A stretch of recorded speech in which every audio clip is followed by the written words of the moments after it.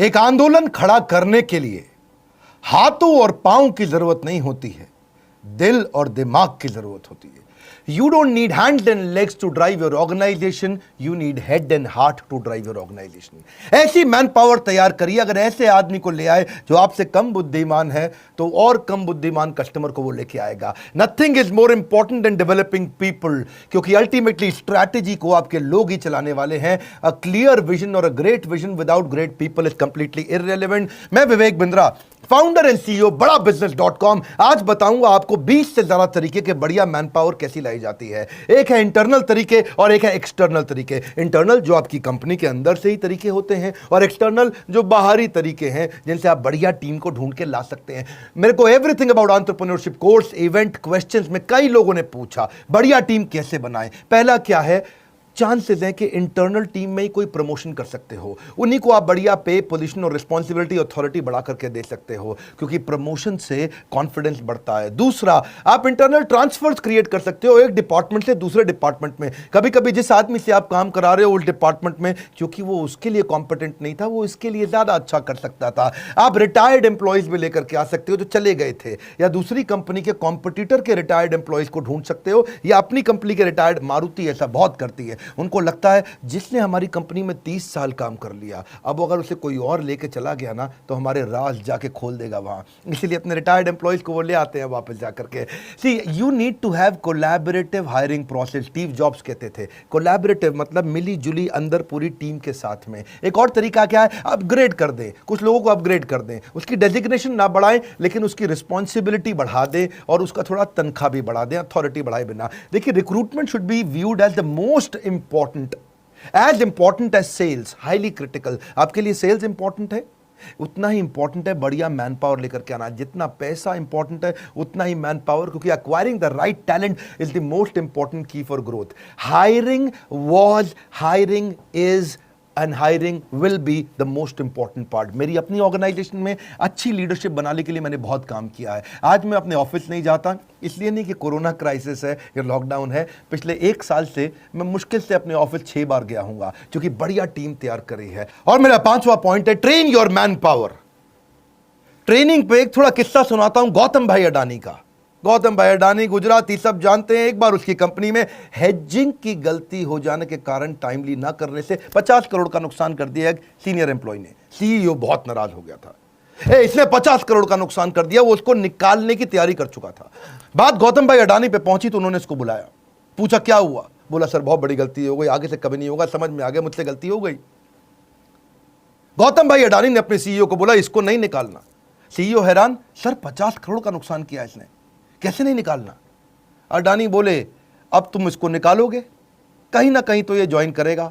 गलती इसको समझ में आ गई, ये सीख चुका है, मेरी गलती का फायदा कोई और कैसे उठा ले। It was not a business loss, it was his training cost.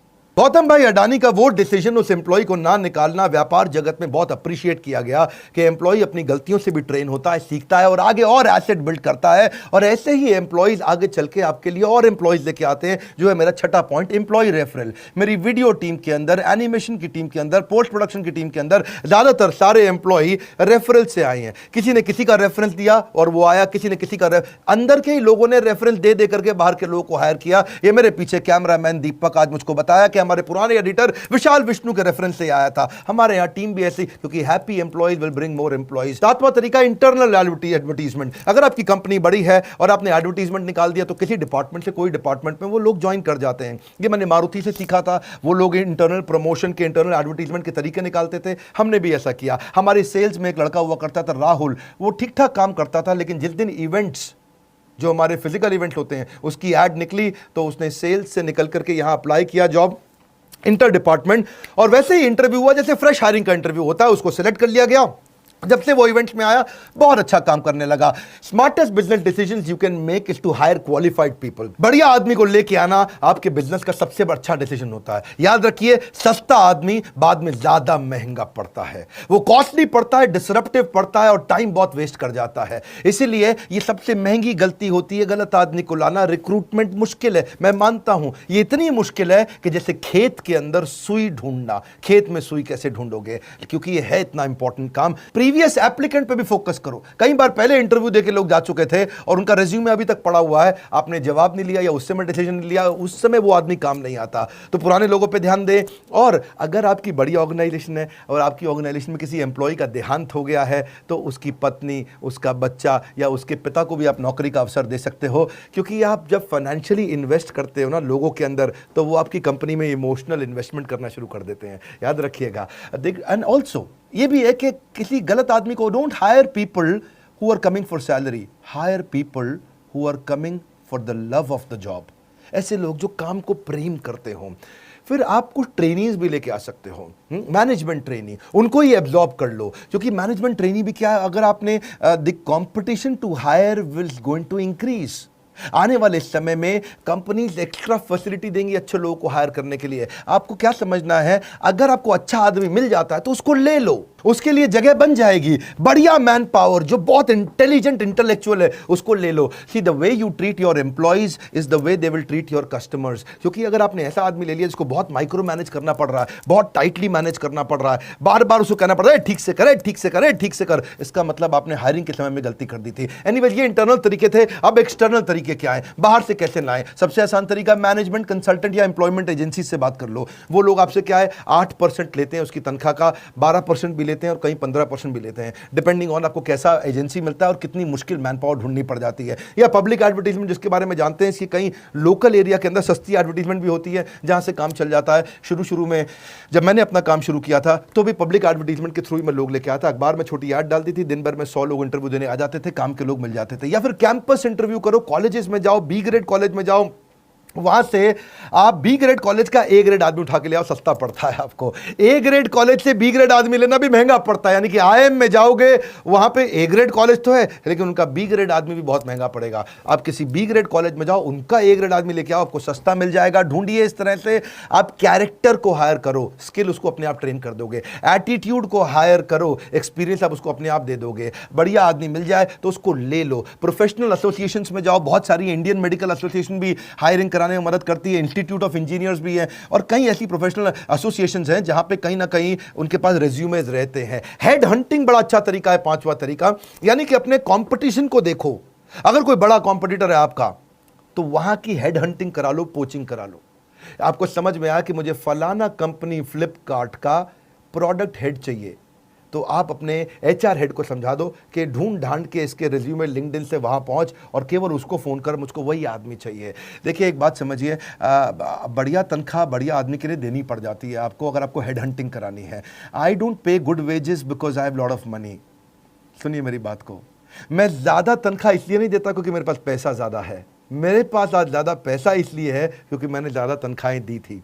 इसका अर्थ क्या हुआ, अच्छे आदमी को अच्छी तनख्वाह दोगे वो आपको कमा करके देगा। ऐसा नहीं है कि आपके पास पैसा ज्यादा इसलिए ज्यादा तनख्वाह देते हो। देखिए अगर आप मूंगफली खिलाओगे तो बंदर अपने आप आ जाएंगे। रिक्रूटमेंट एक मार्केटिंग है, ये एक तरीका है। जैसे सेल्स एक मार्केटिंग होती है, ऐसे ही हायरिंग भी एक मार्केटिंग होती है। आपको अपनी कंपनी की तारीफ करनी पड़ती है, समझाना पड़ता है कितनी जबरदस्त ऑर्गेनाइजेशन है। अगर आप एचआर में हैं और आप मार्केटिंग की तरह नहीं सोचते हैं, सेल्स की तरह नहीं सोचते हैं, तो आप गलत प्रोफेशन के अंदर चले गए हैं। लेबर यूनियन भी वैसे छठा तरीका है जहां से आप हायरिंग कर सकते हो। नेपोटिज्म आजकल बहुत चलता है, अपने ही परिवार से लेकर के आओ। जैसे वो यादव परिवार है हमारे यूपी में, वहाँ सबके सब लोग इलेक्शन लड़ते हैं, वहाँ सबके सब आते हैं क्योंकि पूरा परिवार उनका फैल गया है। ऐसे ही फैमिली रन बिजनेस के अंदर भी होता है कि आप अपने ही परिवार में से कोई काम का आदमी ढूंढ करके उसको आगे बढ़ाते हो। Casual caller walk in outside the office advertisement से भी चलता है। जैसे अपने ऑफिस के जस्ट बाहर कुछ एडवर्टीजमेंट पोस्टर वगैरह लगा दिए। कुछ कॉल सेंटर्स में मैं देखता हूं अपने ऑफिस के बाहर बड़ा बोर्ड हमेशा लगा रहता है, यानी कि हर दिन कोई ना कोई कैजुअल कॉलर या वॉक इन आता रहता है, अपना सीवी देता रहता है और इंटरव्यू चलता ही रहता है। सोशल मीडिया और ई रिक्रूटमेंट पे कई बार मैंने देखा कुछ ऑर्गेनाइजेशन ध्यान नहीं देती हैं। अपने वेबसाइट पे करियर का क्लियर ऑप्शन दीजिए और सोशल मीडिया में बार बार बताइए, उससे आपको ई स्क्रीनिंग और ई रिक्रूटमेंट अच्छा तरीका है। फिर एक तरीका क्या है, एक्विजिशन एंड मर्जर। कोई अगर आपको ऐसी कंपनी दिख रही है जो कंटेंट बढ़िया बनाती है और आपको वहां के कुछ कंटेंट डेवलपर चाहिए, उसकी जगह कंपनी के मालिक से बात करिए, तेरी कंपनी में कितने आदमी हैं? बोले मेरी कंपनी में 25 आदमी हैं, मुझे सारे 25 आदमी दे दे, अपनी कंपनी बेच दे, मैं इनसे सबसे काम करा लूँगा। तो 25 के 25 आदमी पूरे इंटेलिजेंट, पूरे ट्रेंड आपको मिल गए। आपने उसकी एक मुश्त उसकी कंपनी के नाम पे ये पैसा दिया, रेडीमेड आपका काम हाई स्पीड पे चला गया। ये तब काम आता है जब बहुत बड़ी हायरिंग करनी हो, बड़ा नंबर चाहिए और आपको स्पीड और ग्रोथ के लिए पैसा हो लेकिन टाइम बिल्कुल ना हो। याद रखिए, great people are company's greatest asset. बढ़िया लोग लेकर के आइए। एम्प्लॉयमेंट एक्सचेंज भी पुराने तरीके हैं, अब चलता है नहीं चलता आपको चेक करना पड़ेगा। But when you are hiring, you are not just recruiting employees, you are sowing the seed of reputation. यही एम्प्लॉय आपकी ऑर्गेनाइजेशन की रेपुटेशन बनाती है। आप एक बीज बोने का प्रयास कर रहे हो। बहुत सारे ऐसे भी लोग हैं जो वेटिंग लिस्ट में आपके थे, पुराने थे पड़े हुए, पर आप भूल गए, आपने ध्यान नहीं दिया। अपने रेज्यूमेस की वेटिंग लिस्ट भी निकालो बाहर, हो सकता है उसमें भी कोई सिलेक्टेड कैंडिडेट आपको पसंद आएगा। मैंने इंटरनल की बात भी करी, एक्सटर्नल की बात भी करी। एक में 10 बताए, एक में 12 बताए। फायदे नुकसान समझ लीजिए। देखिए, इंटरनल मेथड में क्या है, आप अगर अपनी कंपनी के अंदर से लेते हो तो लोग बहुत मोटिवेटेड रहते हैं, उनकी लॉयल्टी और बढ़ जाती है। अरे लाला जी हम लोग को प्रमोट कर रहे हैं, ये नहीं कि बाहर से लेकर आ रहे। अच्छा लगता है उनको। ये थोड़ा क्विक भी है और कॉस्ट इफेक्टिव भी है, महंगा नहीं पड़ता है, सिंपल प्रोसेस है, रिलायबल है। लेकिन इंटरनल में नुकसान भी है छोटा सा, आप बढ़िया फ्रेश टैलेंट नहीं ला पाते। आपको कई बार फेवरेटिज्म देना पड़ता है। अरे ये तो हमारी जाति का है, इसको लगा देते हैं आगे, हा हा हा। ये क्या, कई बार फेवरेटिज्म भी आ जाता है और लिमिटेड स्कोप भी होता है, क्योंकि आपके पास वही 10 लोग हैं, उन्हीं में से आपको लेना है। बाहर से कई बार कॉन्फ्लिक्ट भी हो जाता है। आपने 10 में से एक को बढ़ाया तो बाकी 9 खुंदक खा गए। लाला जी का कुछ चक्कर है इसके साथ में, तो ये बड़ा गड़बड़ रहता है। एक्सटर्नल मेथड के भी फायदे नुकसान है। अगर आप बाहर से आदमी लेके आते हो, फायदा क्या है, थोड़ा फेयर और इम्पार्शियल है। आप बाहर से लेकर के आए हो, ढूंढ के लेके आए, थोड़ा ट्रांसपेरेंट है, फ्रेश नया टैलेंट आता है, नई इंटेलिजेंस भी आती है कंपनी में। स्कोप बहुत बड़ा है, क्योंकि अपनी स्कोप कैसे बड़ा है कि आप हजारों लोग हैं, हजारों में से 10 चुनने हैं आपने, और इससे ऑर्गेनाइजेशन ग्रो करता है। लेकिन नुकसान क्या है, इसमें जो अंदर बैठा है बेचारा वो टेंशन में आ जाता है, ये बाहर से लाए जा रहे हैं, हमारा नहीं ध्यान रख रहे। दूसरा, टाइम कंज्यूमिंग भी पड़ता है, क्योंकि बाहर से आदमी लाने में वो कई नोटिस पीरियड दे करके आएगा, थोड़ा लेंदी और कॉस्टली प्रोसेस है। एम्प्लॉय डिससैटिस्फाई भी हो जाते हैं, कभी कभार इनसिक्योरिटी भी आ जाती है। लेकिन hire people brighter then you, एक कैटेगरी आदमी लेके आना, ये रूल है मेरी कंपनी में, हमने रूल बना रखा है।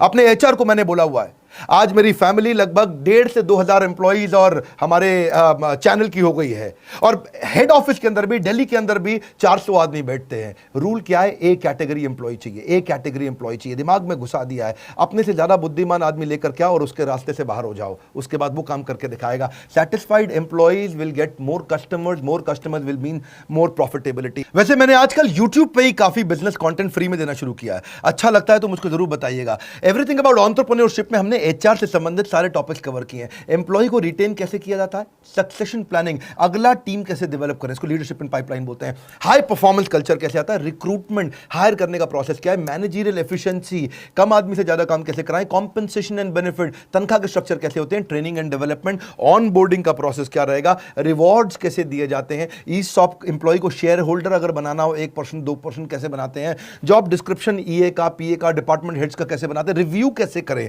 उनके परफॉर्मेंस को पढ़ें कैसे, एग्जीक्यूशन एक्सीलेंस, स्पीड कैसे लाएं, केआरए और केपीआई के इंडिकेटर कि उनके भाई स्कोर बोर्ड आपको बनाना पड़ेगा, सेल्फ कोचिंग का डायरी तैयार करें, एम्प्लॉइज को ही एंटरप्रेन्योर या इंट्राप्रेन्योर कैसे तैयार करें। बात बड़ी सरल है, हम कंटेंट में डेप्थ देते हैं। आज सारे एमबीए कॉलेजेस और यूनिवर्सिटीज अब हमारे साथ पार्टनर करने लगे हैं, क्योंकि वो जानते हैं मैनेजमेंट का प्रोग्राम आज बड़ा बिजनेस से पावरफुल कोई नहीं देता, कंज्यूमर रेलेवेंस पे फोकस करते हैं। हमारे साथ जुड़े रहने के लिए नीचे कमेंट बॉक्स में बताने के लिए कि बिजनेस का और कौन सा टॉपिक अटेंड करेंगे, सब्सक्राइब दुनिया भर में करने और करवाने के लिए, वर्ल्ड का नंबर 1 एंटरप्रेन्योरशिप यूट्यूब चैनल बनाने के लिए आपका हृदय की गहराइयों के साथ हाथ जोड़ के धन्यवाद।